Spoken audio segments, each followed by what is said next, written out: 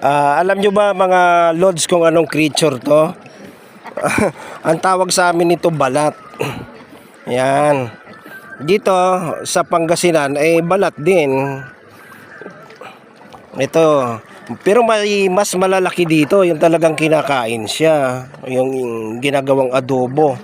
Kulay ano siya, kulay green.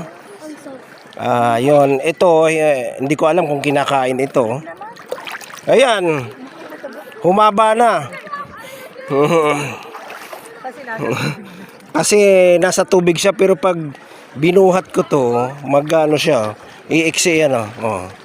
Oh, ayan oh, dumidikit-dikit. Oh. Ayan, oh, ayan, lumiit na. Yan, dumikit na. Oh, dumikit na siya. Oh, ayan oh, hindi na siya mahulog oh, kitam. Dumikit na siya oh. Ayan oh.